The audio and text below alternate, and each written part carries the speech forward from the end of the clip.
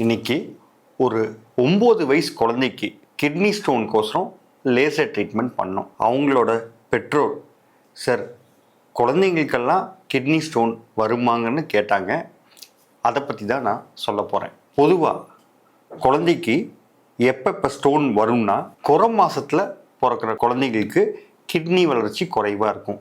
அவங்களுக்கு ரிஸ்க் ஜாஸ்தி. சிறுநீர் வர பாதையில் வளர்ச்சி பாதிக்கப்பட்டிருந்தா அவங்களுக்கு ஸ்டோன் வரும். தண்ணி அதிகமாக குடிக்காதனால மறுபடியும் யூரினரி இன்ஃபெக்ஷன் வர குழந்தைங்களுக்கு கல் உருவாகிறதுக்கு வாய்ப்புகள் ஜாஸ்தி. இதை தவிர சிறு வயது குழந்தைங்க ரொம்ப வெயிட்டாக இருக்கிறவங்களுக்கும் இது வரத்துக்கு வாய்ப்பு இருக்குது. அவங்களோட பரம்பரையில் கல் உருவாகிற வியாதி இருந்தால் அந்த குழந்தைங்களுக்கும் இது வரலாம்.